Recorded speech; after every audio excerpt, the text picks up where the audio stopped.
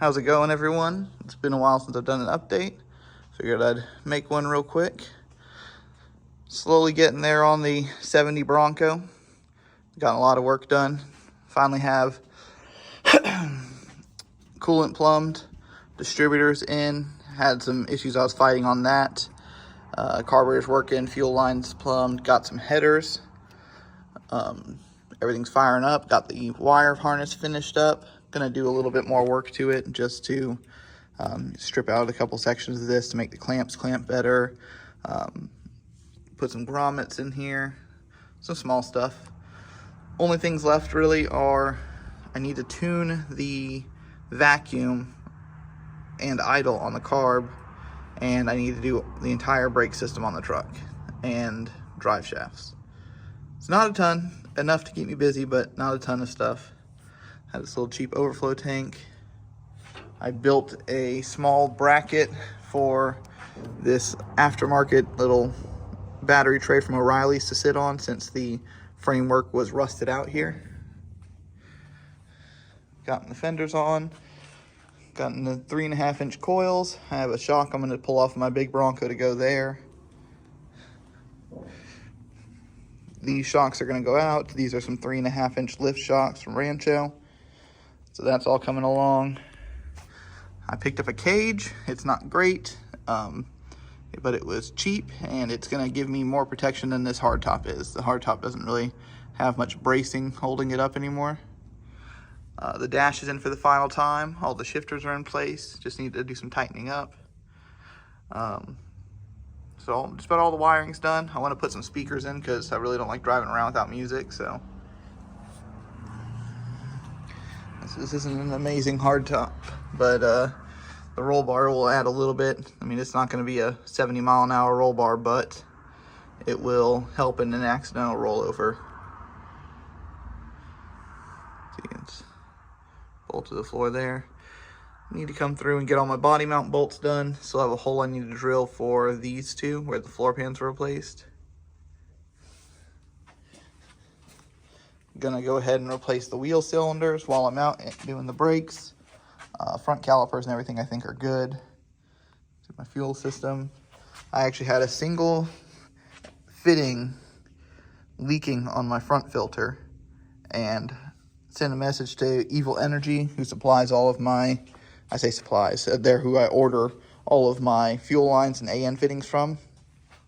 Sent them a picture of the issue, and they sent me out a new fitting. Had it here today, even though they said it wouldn't be here until Sunday. Today is Thursday, so I really can't complain about their service, and I can't recommend them enough.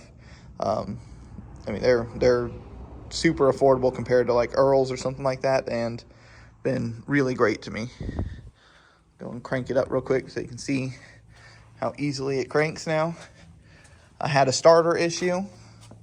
Ended up putting a starter on from a 1993 F-150. It is one of those mini starters. From what I have researched, they will fit as long as you get the right one for manual or automatic. But here we'll crank it up. Hit the fuel pump. And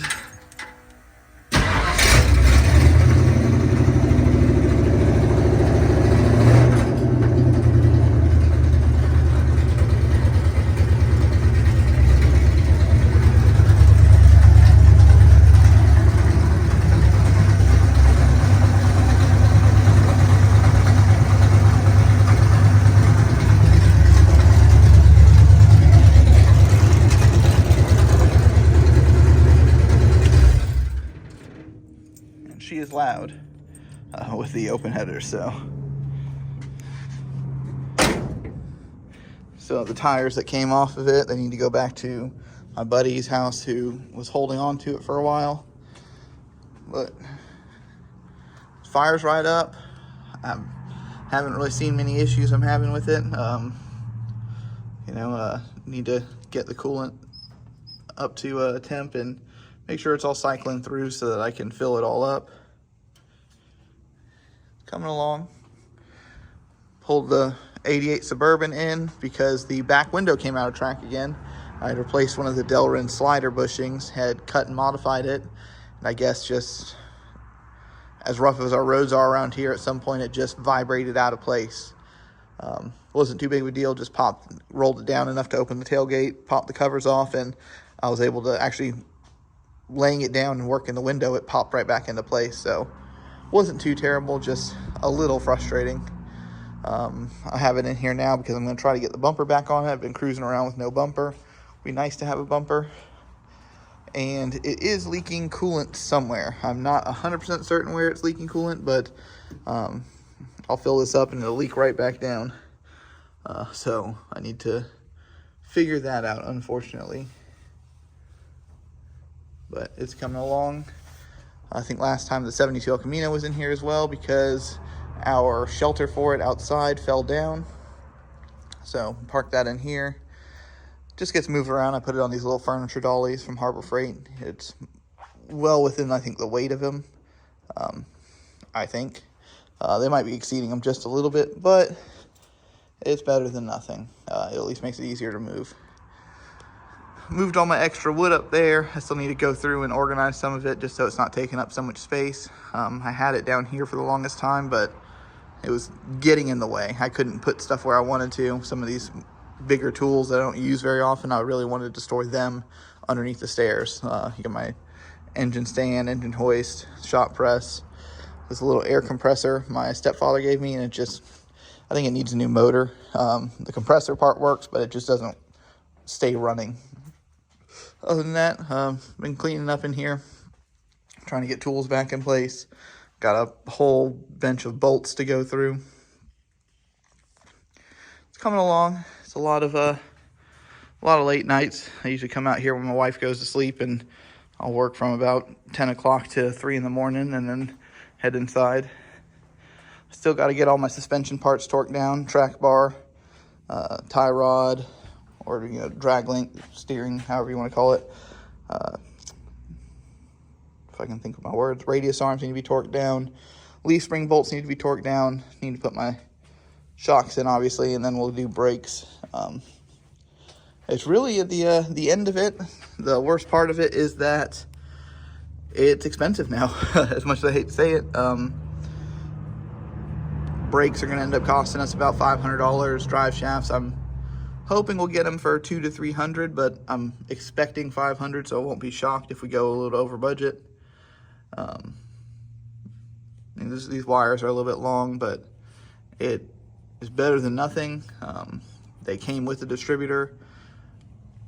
I was having a real bad issue. I had gotten it to idle, and every time I hooked up my vacuum advance, it was cutting off. I kept thinking maybe it's a vacuum leak, couldn't find one. Couldn't really tell if I had ported vacuum on my carb. Every time I pulled it up, it was saying I had 15 inches of mercury, which didn't seem right. But it's a little Harbor Freight gauge, so that could be wrong too. But every time I'd hook up vacuum advance, it would run really rough and advance super far. So I couldn't tell what was going on exactly. Eventually, I think I figured out that it was the fast idle cam for the choke was kicking on, making it pull a lot of vacuum. So that was step one. Number two was I had wired this super late at night, thought I followed the instructions, and at that time I followed the timing order, timed it clockwise. Well, when I was sitting here diagnosing it, I finally said, you know what, let me check my spark plug wires. And going through them, it just didn't make sense how I'd wired it. It wasn't in any timing order. And then I found online where you're supposed to wire it counterclockwise, and I went through and looked at it that way. I didn't wire it that way either. I don't know how I wired it, but I wired it up enough that it was just barely running, but not running, it couldn't handle the advance. So I rewired that, got my timing top dead center straight again, fired it up, ran better than it ever had. Hooked the timing advance up, it'll rev high, it does great now. Need a piece for the throttle linkage, but there's really not much left on it. It's coming together, it's getting there. Would like a hood prop so I don't have to keep a piece of wood around, but that may just be my life. Got this steering shaft in. I need to adjust this color, I believe. Do I? No, maybe I don't.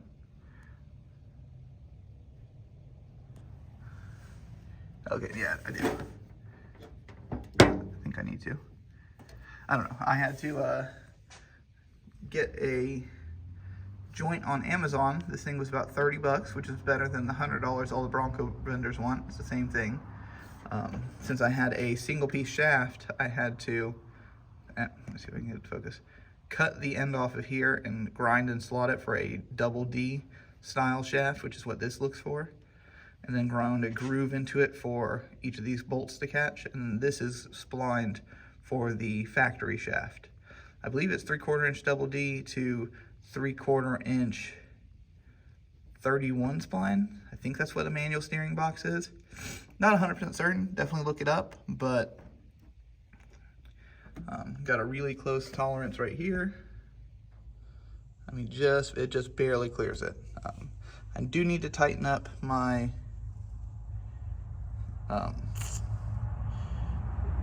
my belt for my alternator. It does squeal a little bit. It looks like I might have a slight water pump leak or a hose leak. I'm not 100% certain. I'm just now seeing that. Shouldn't be bad. Should be able to get it taken care of here soon. See if I can see that. Somewhere down there. I'm not 100% certain. I don't see anything leaking, but it could be something as simple as a hose right there. Could be a cracked water pump. I mean, I really don't know. This thing was put on years ago.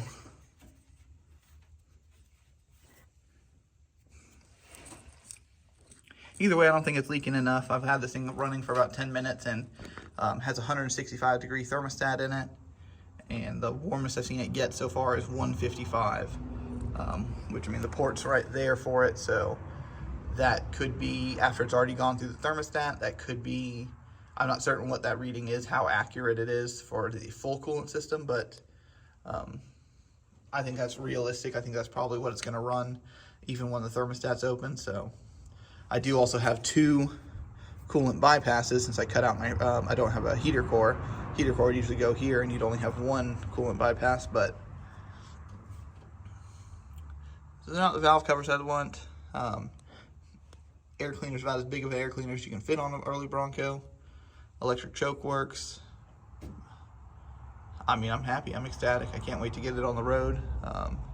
Still need to mount the coolant overflow bottle. I haven't even gotten it warm enough yet to actually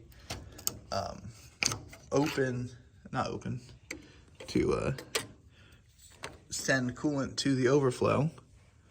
It's not leaking or anything terribly. It's still a little bit low now, but it's just slowly pulling it through the system. We'll get there. I may end up needing a radiator cap. At first, it didn't seem like it was doing what it needed to, but now it is, so I'm gonna keep an eye on that. Just been in the process of trying to clean the shop up a little bit. These are the tires for the Bronco, the spare included. Trying to get my fab area worked up. I think this bench right here is gonna end up being here, but this just made most sense for getting the tires out of the way, and I knew I was gonna put the Dana 30 here. This will get pushed out soon. This will get pushed back over here, I think. It may stay right here. I'm not 100% certain yet, but it'll probably get pushed back over here because we have a group thing going on over here, and it'll be nice to have kind of an open space right here. Ready to get started on this. I just need to go and start looking for LSs and probably a 4L60. I'd love to find a 4L80 and a 6-liter for it. Personally, I want to do a manual, but my wife doesn't want to, so I'm gonna do what I can to keep her happy, and I'll just end up probably putting a 4L60 or 4L80 depending on what I find. But it's coming along. I'm looking forward to getting this on the road and having something to cruise in. Not gonna worry about painting the big Bronco or the little Bronco yet. It's gonna be that weird red right now. But yeah, really making good use of that lift. Been enjoying it. It's made my life a whole lot easier. Finally dwindling through all the extra parts I had to put in it. I think I've shown the loft. But I got a big pile of all my scrap wood I need to go through. Trying not to hoard, but It's one of those things, there's a lot of little pieces that are convenient for when I'm doing the walls. The way I attach this top piece over, it's nice to have little stubby pieces. And then I need little short pieces of the shiplap for sections like this. And I have some sections under here for the light switches and smaller stuff, but it's coming along. Gotta get through all of our Christmas stuff. I've hit my head on this bar a couple times now. We are getting there though. It has been a long project, a bunch of projects. But it's coming along, and hoping that we can find some money here soon to go ahead and get this buttoned up so I can get it on the road, start testing it, and maybe we'll be able to hit a couple trail days before Veterans Day. Veterans Day being my kind of, it's going to the trails on Veterans Day. I don't, unfortunately, I'll make my wife mad if I need to at that point, but it's going to the trails on Veterans Day. I'd like to go sooner. Maybe we'll find the money, but taxes hit us hard this year, and YouTube doesn't pay me. So I've been working on this stuff and just trying to keep my head down, and haven't really been making videos. So I did have somebody ask about the building. The building is a building made by Custom Metal Buildings. They were great to work with. They are based out of Snow Hill, North Carolina.